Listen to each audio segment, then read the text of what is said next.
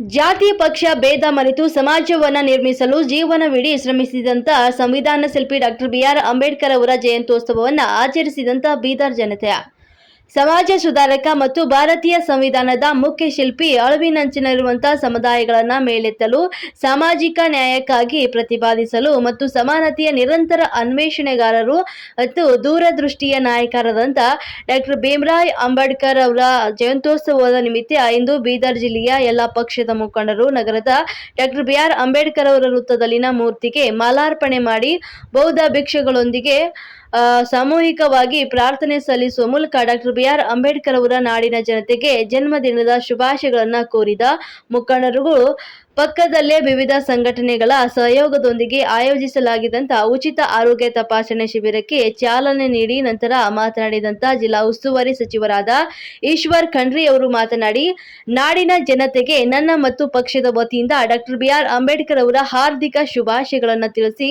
ಇತ್ತೀಚೆಗಷ್ಟೇ ಬಿಜೆಪಿ ಪಕ್ಷದ ನಾಯಕರು ಮಹಿಳೆಯರ ಬಗ್ಗೆ ಅವಮಾನಕಾರಿ ಹೇಳಿಕೆಗಳನ್ನ ನೀಡುತ್ತಿರುವುದನ್ನು ಖಂಡಿಸುವುದಾಗಿ ಹೇಳಿ, ಮಹಿಳೆಯರಿಗೆ ಅವಮಾನಕಾರಿ ಹೇಳಿಕೆಯನ್ನ ನೀಡುತ್ತಿರುವ ಬಿಜೆಪಿ ಪಕ್ಷಕ್ಕೆ ಮತ ಹಾಕಿದರೆ ಅದು ನಾರಿ ಜನ್ಮಕ್ಕೆ ಅವಮಾನ ಮಾಡಿದ ಹಾಗೆ ಅಂತ ಹೇಳುವ ಮೂಲಕ ಮಹಿಳೆಯರನ್ನ ಹಗುರವಾಗಿ ಹೇಳಿಕೆ ನೀಡುವ ಬಿಜೆಪಿ ನಾಯಕರ ವಿರುದ್ಧ ಗುಡುಗಿದ್ರು.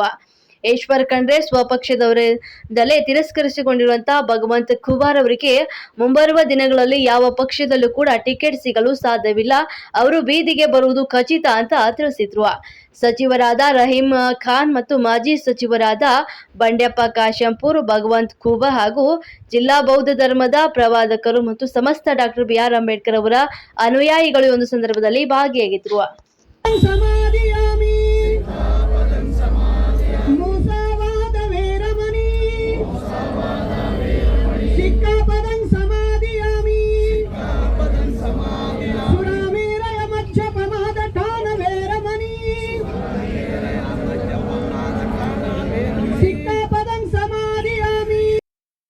ದಿನೋತ್ಸವ ಕಾರ್ಯಕ್ರಮದಲ್ಲಿ ಭಾಗವಹಿಸ್ತಾ ಇದ್ದೀವಿ.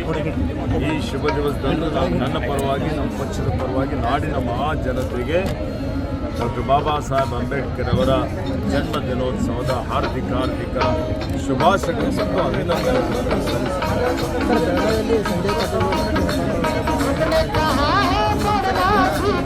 ಭಾರತೀಯ ಜನತಾ ಪಕ್ಷದವರಿಗೆ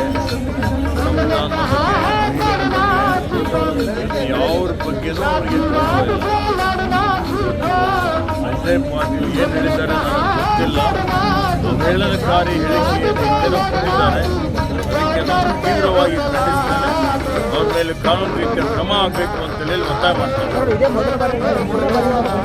ಅದಕ್ಕೆ ಹೇಳಿದೆ ನಾನು, ಸರ್ಕಾರದ ತೀವ್ರತೆಯನ್ನು ಪರಿಗಣಿಸಿ ಕಾನೂನು ರೀತಿಯ ಕ್ರಮ ಕೈಗೊಳ್ಳಬೇಕು. ಮಹಿಳೆಯರು ಅವರ ಹೇಳಿಕೆ ನೋಡಿಕೊಂಡು ಬಿಜೆಪಿಗೆ ಒಂದೇ ಒಂದು ಮತ ಕೊಟ್ಟರೆ ಅದು ನಾರಿ ಶಕ್ತಿಗೆ ಅವಮಾನ ಮಾಡಿದಂಗೆ ಅನ್ನೋದು ಮಾತು ಹೇಳಿಕೆ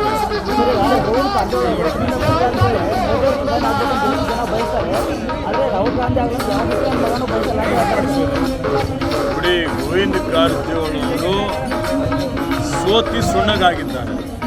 ಈಗ ಮತ್ತೆ ಲೋಕಸಭೆಗೆ ಸ್ಪರ್ಧೆ ಮಾಡ್ತಾ ಇದ್ದಾರೆ. ಅವರು ಸೋಲಿನ ಭೀತಿಯಿಂದ ಹತಾಶ ಮನೋಭಾವನೆಯಿಂದ ಈ ರೀತಿ ಹೇಳಿಕೆ ಕೊಡ್ತಾ ಇದ್ದಾರೆ. ಅದನ್ನು ಅವ್ರ ಹೇಳಿಕೆ ಯಾರು ಲೆಕ್ಕಕ್ಕೆ ತೆಗೆದುಕೊಳ್ಳೋದಿಲ್ಲ. ಅವರಿಗೆ ಗಾಂಧಿ ಪರಿವಾರದ ಬಗ್ಗೆ ಹಗುರವಾಗಿ ಮಾತಾಡುವಂಥದ್ದೇ ಒಂದು ರೂಢಿ ಮಾಡಿಕೊಂಡಿದ್ದಾರೆ. ಯಾಕಂದರೆ ಅವರಿಂದ ಅವರಿಗೆ ಭಯ ಇದೆ.